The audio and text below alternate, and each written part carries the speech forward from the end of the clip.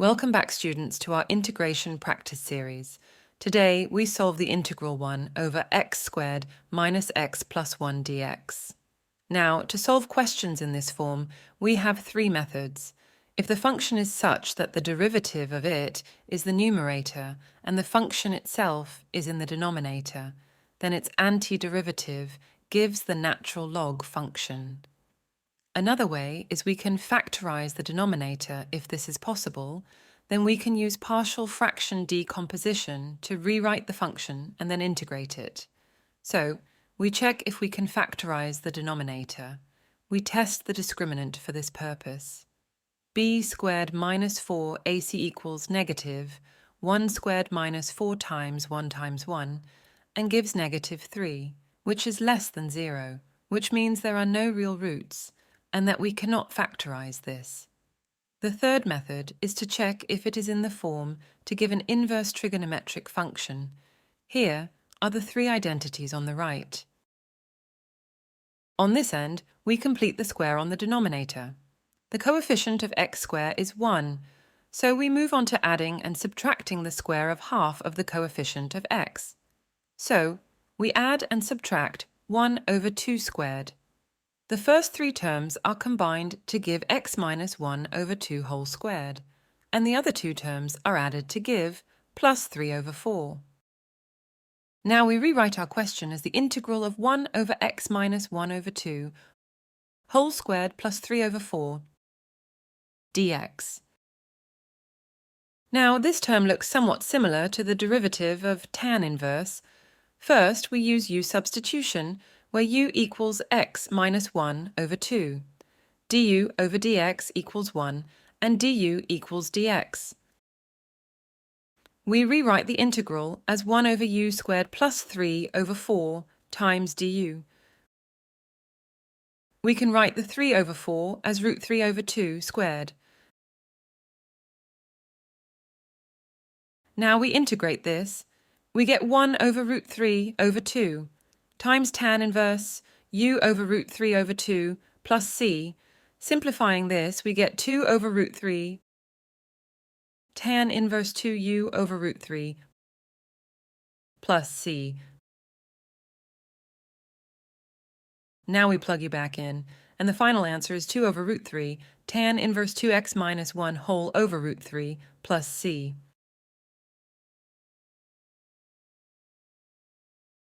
What do we have here? The tricky integral of e to the x times tan x plus secant squared x. That looks really difficult. Can you give any hint, please? Yeah, to solve this, consider the differentiation of the product of two functions. This is another technique to solve terrifying integrals. We work backwards and search for a function that gives us the function in the integral when differentiated. This works because the integral is just an antiderivative. I see. I'll give this a shot. Since we have tan and secant squared in there, and we know that the derivative of tan is secant squared, then one of our terms should be tan x. And since we have e power x, that means the other will probably just be e power x. Let's put it to the test. Differentiate e power x times tan x. We use product rule. Derivative of the first term is e power x, and that will be multiplied with the second term, which is tan x, plus the first term times the derivative of the second, which will become secant squared x. Now we take e power x common, which leaves tan x plus secant squared x in the brackets, which was the function in our question. Hence, that is the answer. Plus c. Haha, I'm just too smart for this. Just lucky. Evaluate the integral x to the power 5 times the square root of 2 minus x cubed. Just as a recap, for solving integrals, we have two main methods, U-substitution and integration by parts. We use U-substitution when we have a difference of power of 1. That is because we take the derivative of the term we substitute as u, and we aim to cancel the other term.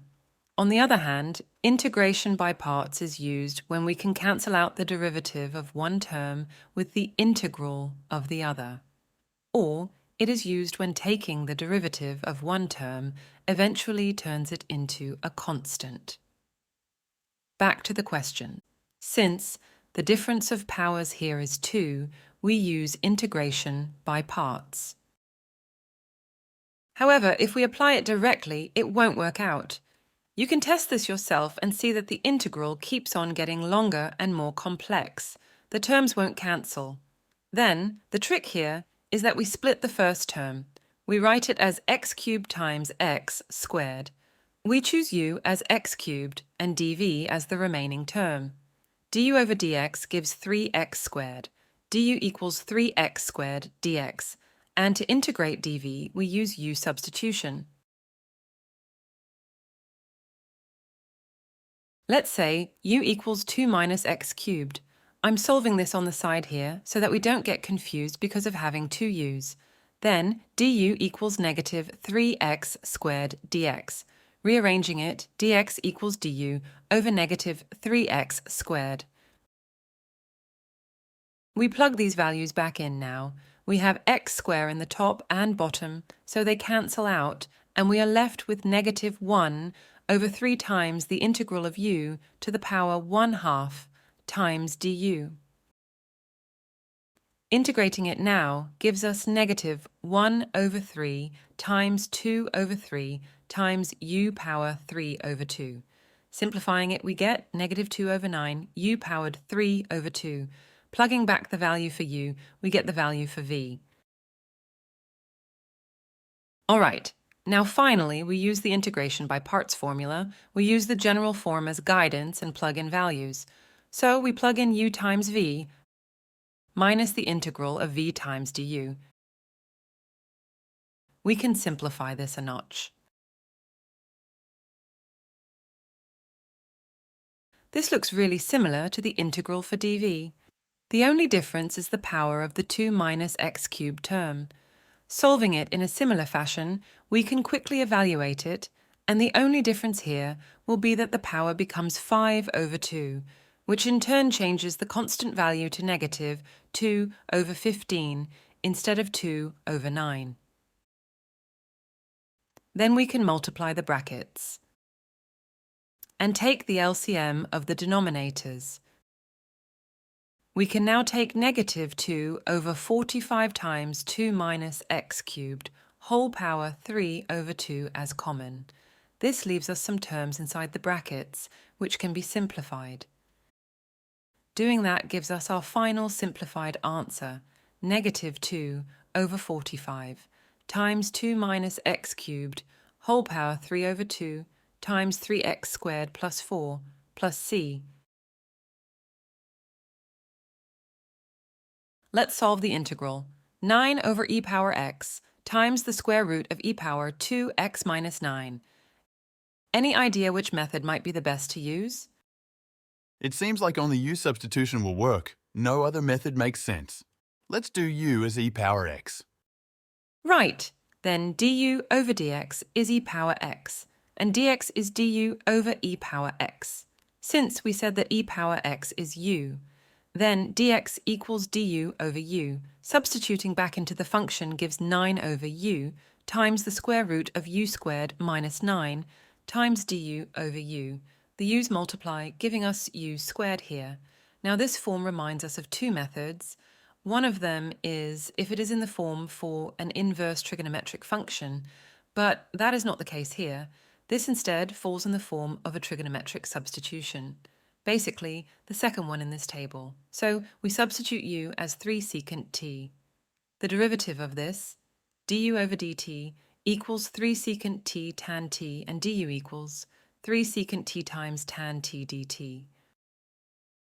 Plugging this back in gives 9 over 9 secant squared t, which is equivalent to u squared, times the square root of 9 secant squared t minus 9, times 3 secant t tan t dt.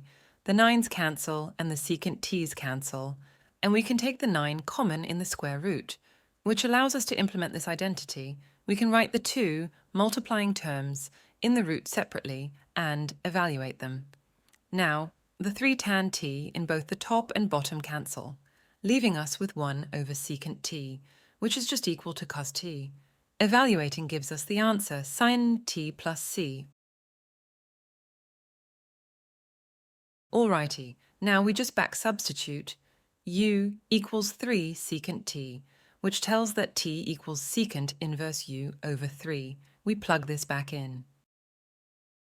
This looks really complicated. Is there any way to rewrite this? Yes, there is.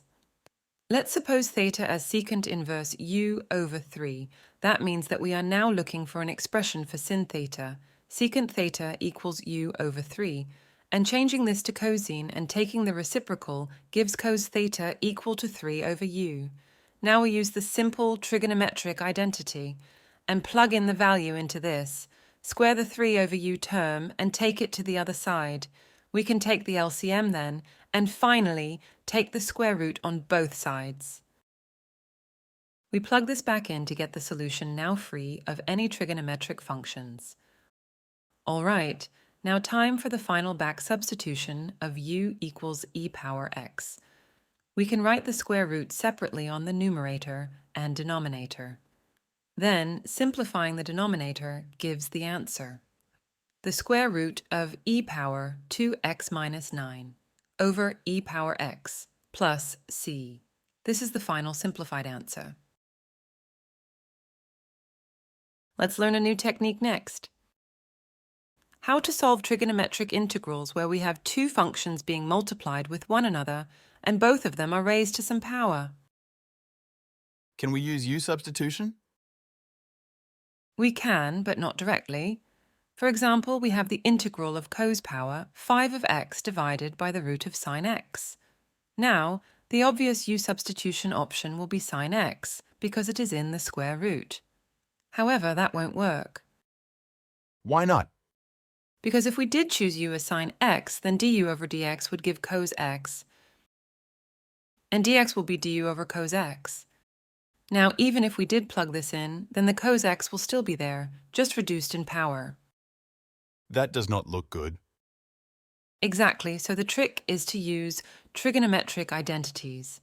For this particular case, we use the identity cos squared x equals 1 minus sin squared x. How do we implement this, you might ask?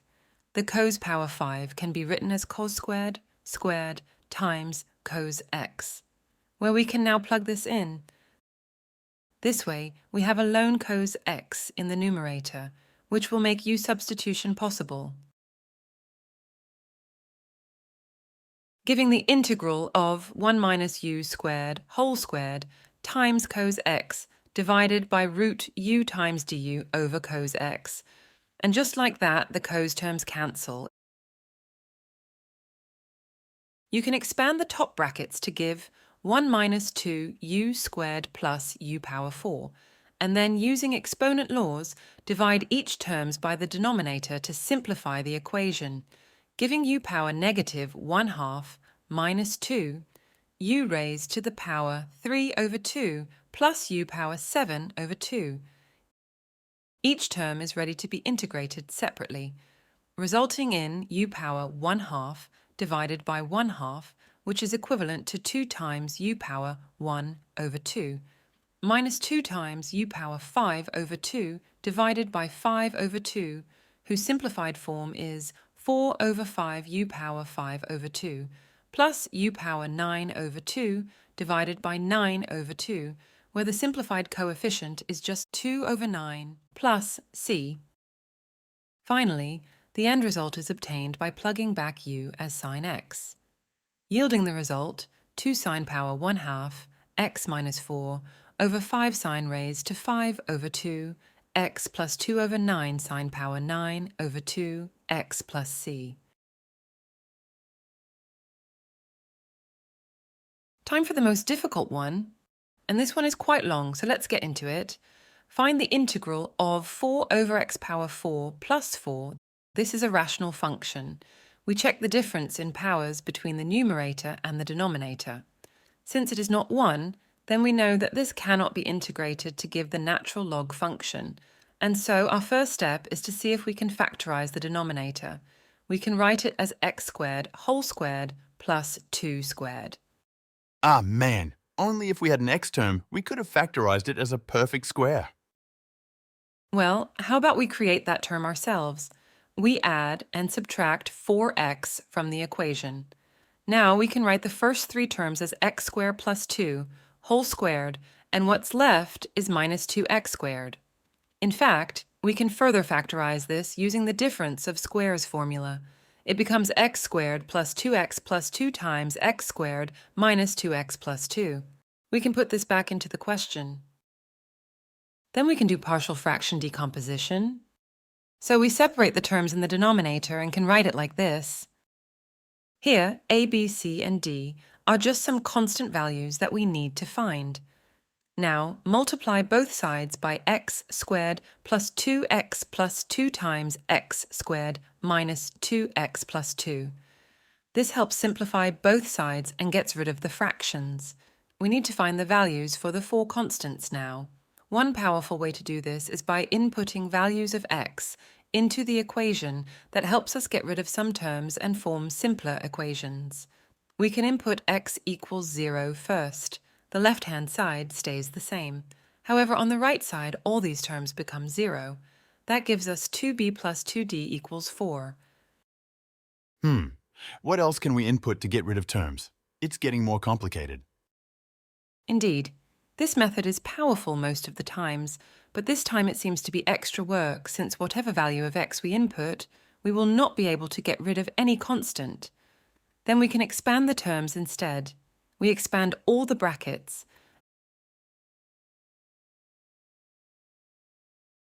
and combine the like terms.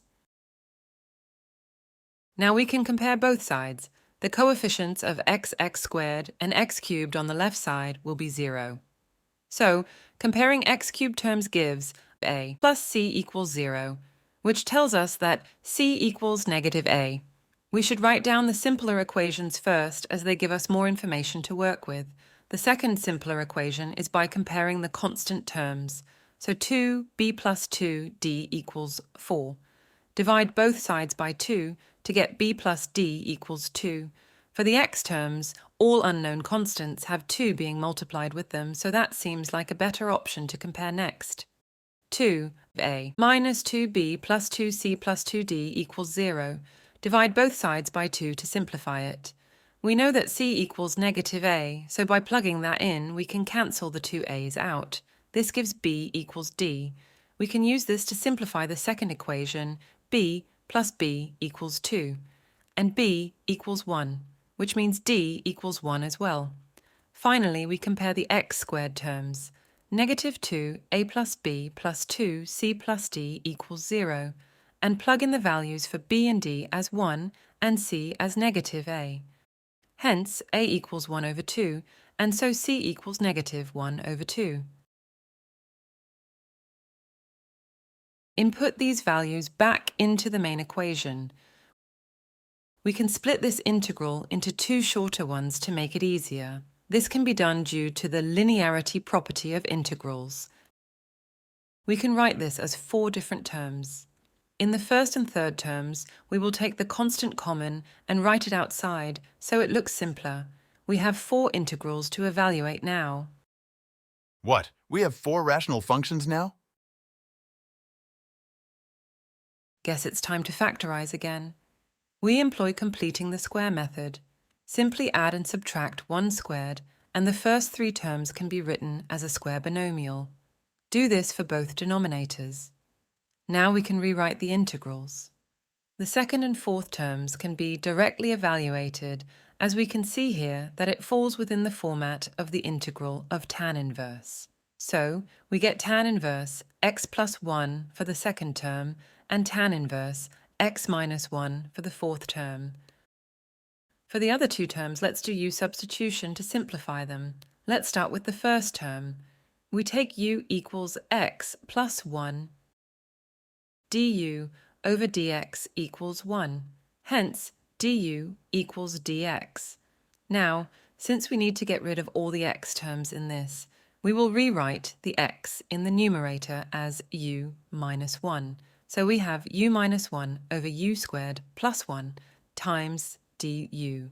Then again, we can split this into two more terms, u over u squared plus 1 and 1 over u squared plus 1. The second one can be done directly using tan inverse, so it is negative 1/2 tan inverse of u. Plugging back in the value of u gives half tan inverse of x plus 1. Moving on. The first term lies in the form of the derivative of a natural log function, but to fulfill the requirements we multiply and divide this by 2. This way the numerator becomes the derivative of the denominator, as the derivative of u squared plus 1 is 2u. Hence, the integral is 1/4 ln u squared plus 1. Substitute back in the value of u, and expanding the brackets gives 1 over 4 times ln x squared plus 2x plus 2. Alright, moving on to the third term. This is done in a similar fashion, so I will do this fast. U substitution with u equals x minus 1 this time, and du will equal dx. Hence the term is negative 1 over 2 times the integral of u plus 1 over u squared plus 1 du. Write this as two terms as well. The second one becomes negative 1/2 tan inverse of u, and in terms of x, it is 1/2 tan inverse of x minus 1. For the first one, we multiply and divide by 2 to get it in the proper form, and so the integral then gives negative 1/4 ln u squared plus 1. Plug back the values of u here as well, and then expand the bracket. All our terms have now been solved. Now we write all 6 terms together. The ln terms can be combined, and the similar tan inverse terms can be added, giving us the final answer 1 over 4 ln x squared plus 2x plus 2 over x squared minus 2x plus 2 plus half tan inverse of x plus 1 plus half tan inverse of x minus 1 plus c.